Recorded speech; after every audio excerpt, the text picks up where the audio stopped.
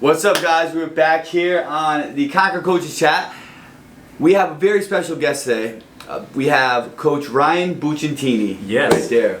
Here we go. Here we go. We got Coach Tommy Palms and myself. In today's Coach Chat, we're going to talk about coaching your athletes through the qualifiers. But before we dive into there, Tommy, how are the Jets doing? What's going on? Jets are going into a bye week, 3-3. Mm-hmm.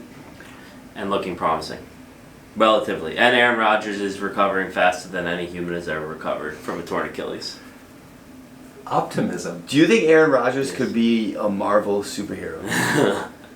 Dude, if he comes back from this and plays this year, I think there's a good argument there.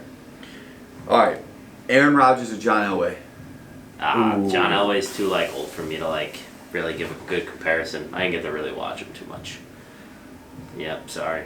But Aaron Rodgers. That's fair. That's fair. That's I'm not fair. going to go out there and say Elway was worse, because I don't really know.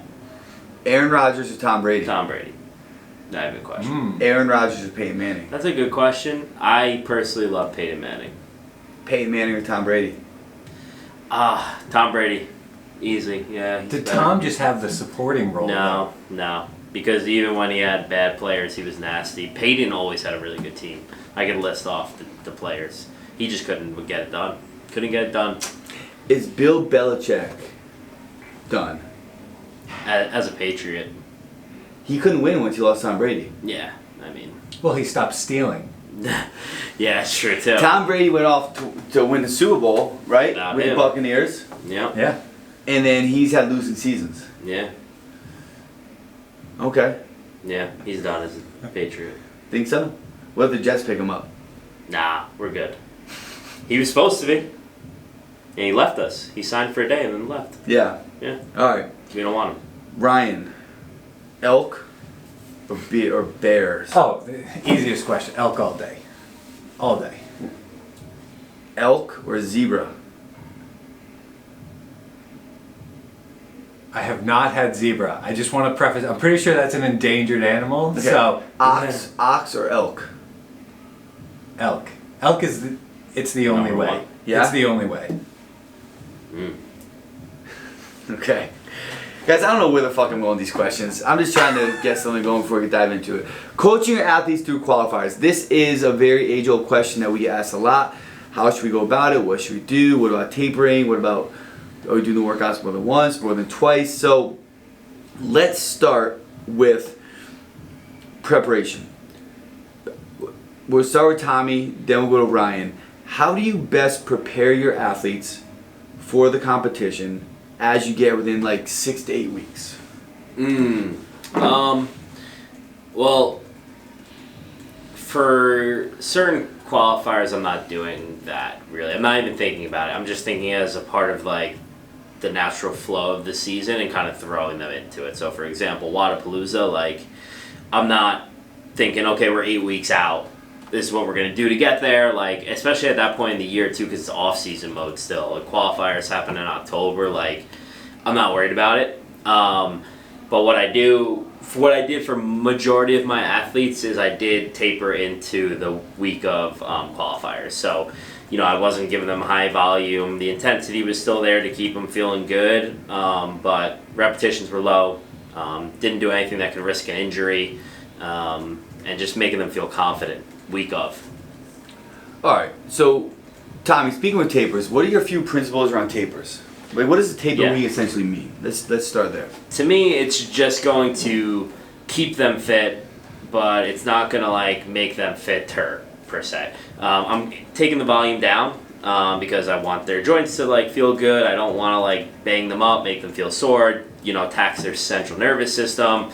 The intensity, I'm not through the roof, but I'm definitely keeping it pretty high because I want them to feel prepared when the intensity has to be there for their workouts and just keeping them feeling good. So, if it's a workout, it might be 3 sets, bike, muscle up, snatch. The reps are low, they're quick, but the intensity is 85-90%, not max effort.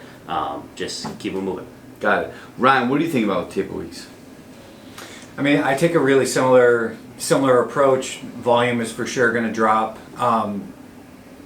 I think what I do a little bit different is I just look at the time of season and what my expectation is of where the athlete's gonna go. So if this is their big competition for the year, their taper may look a little bit different. They're going to be deeper into their preparatory, call it, phase for the season. Whereas if this is kind of just a stepping stone for a later competition in the season, my taper is going to look a little bit different, where it may actually be a much smaller build up to that competition.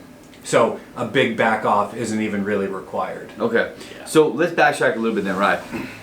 For the people watching the video, what is a preparatory phase? And question B to that is, what are different phases in programming that you utilize? So when I think about phases, I think about the end goal and I just work my way back. So I take a stepping stone approach where if my end goal is X, what are all the things that need to be in place to get me to that point? Like, you can think of it as, like phase potentiation, where if they need a certain level of power or strength, well, what's required before that to be able to achieve those peak levels of strength and power? And that's kind of how I approach my phases. It's just, I identify the end goal. Do they have everything in place to be able to build to that goal in a strategic way? And if they don't have that, that's where I start laying out my prep phases. Yeah. Okay. Tommy, anything different with you? Not really. No. Yeah, I think that's pretty sound. All right. So we're in the qualifiers. Do your athletes redo the workouts? Yeah, probably. Wodapalooza, for example, extremely competitive. Like, you have to redo them unless you nailed it. Like, if you nailed it and it's like we look back at that workout and like there's nothing you can do better, cool. It's like, maybe if I do this I can get 10 seconds faster or 30 more reps. Like, yeah, we're going for it. Absolutely. Yeah. What about you, Ryan? I think ROI and wear and tear. So if we think we're at that 96, 97% of what they're able to achieve, I don't know if I'm going to have them redo it unless I absolutely think they're going to be at a tipping point of making it or not making it. To me, it's just not worth the wear and tear for someone who's so advanced in the sport to have them redo it unless they have a real reason where they feel like they fell off their game plan or something happened equipment-wise and mentally it's screwing with them. So I think it's a really individual sort of approach if you want to redo. If something went wrong or that we fell off the game plan or something like that. So it's very individualized whether we redo or I think or we don't get redo. sorry. I think we have a good discussion around that because for me, I'm redoing. I don't care if it was 97. I need a hundo. Especially for me, it's okay. Wodapalooza elite individual. Those 3% matters. I can think back quarterfinals from last year. I had an athlete one of my athletes did one workout 4 times. And the last workout was their best one, and that could be the reason. I'm not disagreeing with you wholeheartedly, but when we're thinking about Dubai, Rogue, Wodapalooza, and we're thinking from an individual standpoint, I think I'm gonna say that the wear and tear is worth it potentially. Yeah, we don't want to see an injury, but this is the sport. You're now competing. If this is where an injury occurs, this is where it occurs. If and that's, I think you have to die on that sword personally. So the way I think about that is at the highest levels of the sport, when you're competing, you're only going to actually have one shot. So I do treat that as a skill where sometimes I just won't let an athlete repeat and they have to get good at learning how to read workouts and listen, this is your one shot and you have to treat it as such because I think that's a skill that athletes need to learn or that they just need to train to get better at that because when you're actually at the show, you get one shot. I agree with that philosophy and mindset, right?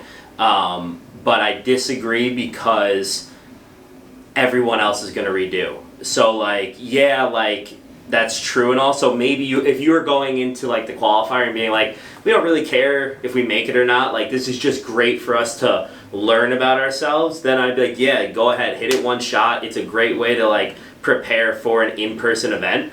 But when you're doing these online qualifiers, no one's just going to do it once. Like, you're leaderboarding. Like, I've had athletes like look at the leaderboard an hour before it's done, and like they noticed they weren't going to make it unless they redid the workout, bumped them up, and qualified.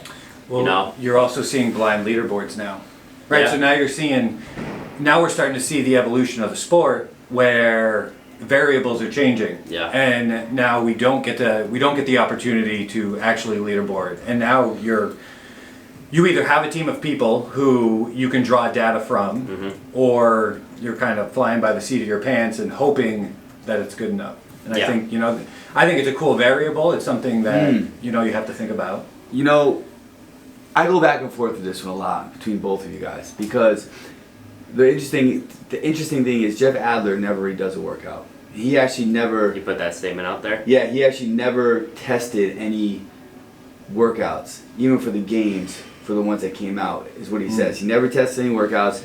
He always went after one shot, and he wanted to always train his body where you only get one chance to do it. Now, that's him, right? We know that in every sport there's always going to be an outlier, right? Yeah.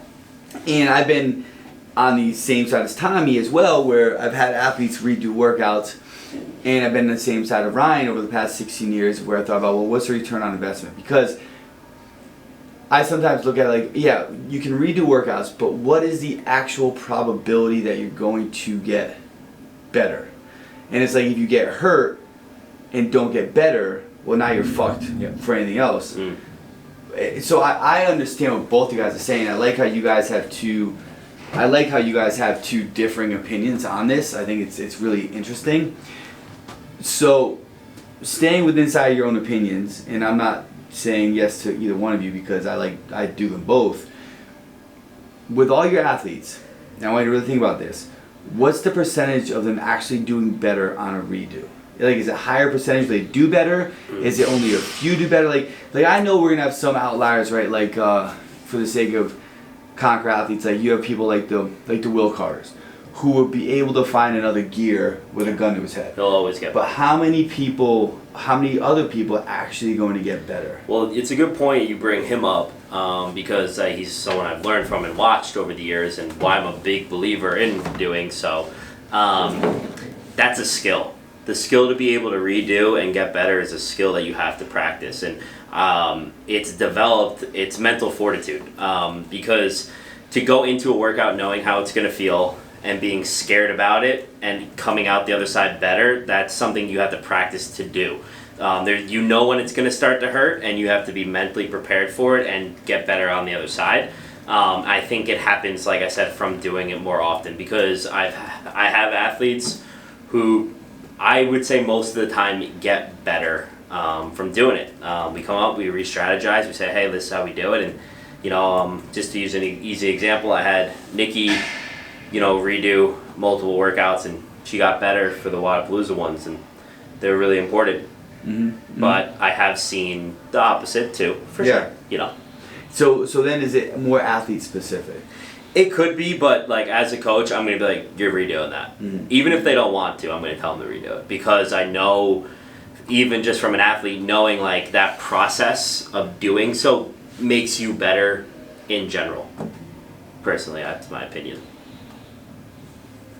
I think there's a lot that goes into it. Training age is going to come into it. There's so many variables. I don't think there's any sort of hard and fast. And then I would look at the average age of your athlete and the average age of my athlete, which I think are two drastically different numbers, and the conversations we're probably having are for sure drastically different. Yeah, I mean, anything that's over 35 is a different story. Yeah. For sure. Yeah, and I know for myself, when I was competing, I used to fucking redo everything. Like, I was the athlete. I remember one time I was giving an Again Faster seminar. I was lecturing at Again Faster seminar across in New England. And I went up there and I had to do a 2K row time trial. So I hit that at like 9 a.m. I think I got like a 6:41. Then I decided to enter the rowing finals. I forgot what it's called, in Boston every single year. It's like the national ergathon in Boston. I entered that. and did a 2K again to try to beat my 2K road time. Like I was someone who I would redo anything and everything multiple fucking times, and I always approach it in the mindset of if I'm gonna put myself through this and I don't get at least one rep better, I am going to destroy myself somehow. Yeah. So for me, it's always been hard to take into account athletes' training age if I do think they have the mental capacity to redo a workout and be successful with it, because not everybody does, right? And it's a skill set. So I think those are good points from both you guys, and I'm not going to give my opinion on it. I'm just going to kind of leave it there. But with I think you're also, in your specific example, there's also environments, right? And if you have an athlete who normally trains with a group of people, like Tyler, who like they have a big hype session, everyone gets fired up, and they all train together, and then for whatever reason he has to go and train by himself, I'll more than likely redo that workout because I know he thrives in that energy. Yeah, I visualize Tyler and his crew being like Vikings, like just burning shit, dancing around. I'm pretty sure they like slap face. each other around. Yeah, and, like, it's cool. Like just fucking touching tips, you know, and get after it. All right. So we talked about preparation into the qualifier, right, with tapering and being in the ready state. We talked about the workouts in and of themselves. So now, if we think about a qualifier in regards to being, let's call it like a week or 2 weeks or 3 weeks long, right? Whether you take the Open and it's a couple weeks, or whether you take something like Wadapalooza, where it's certain workouts this week, certain workouts next week. How do you now get them ready for the next week or next set of workouts? And we'll go Ryan and Tommy. How do we get them ready? Like what does a training look like? What are you doing from a training or a mental approach? So it's Sunday or Monday, it's closed to put in scores. Now we have that Monday or Tuesday, Wednesday, Thursday, right? Thursday, the next batch of workouts come out. What are you doing in those days?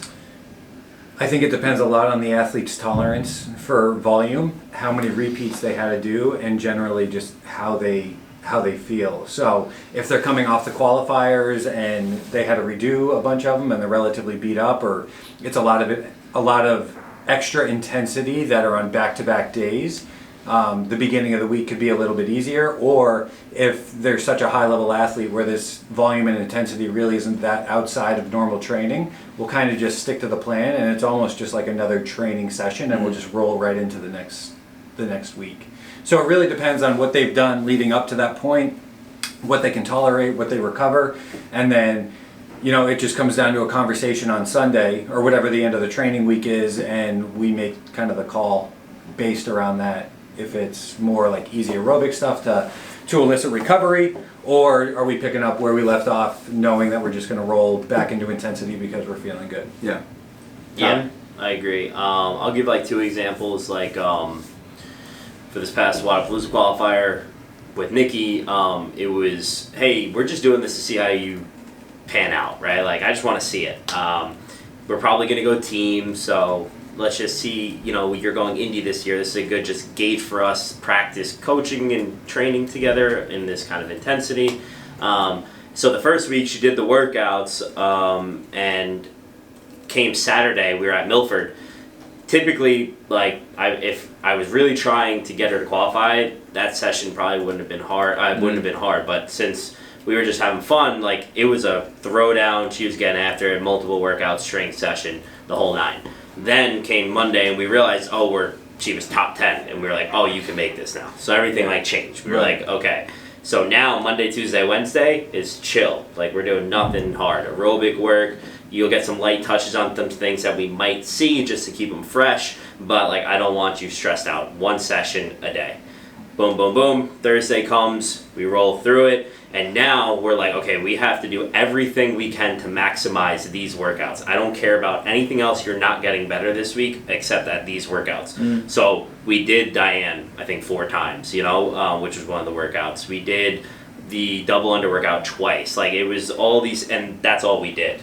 That's it. Nothing else happened. And then, so yeah, that would be an example of someone who like wasn't really caring what you would do, just train through it. All of a sudden, now all you care about is this. Now you need to manage fatigue around it. Right. Awesome. Good points. Okay. So qualifiers are done. Now what? Qualifiers are done.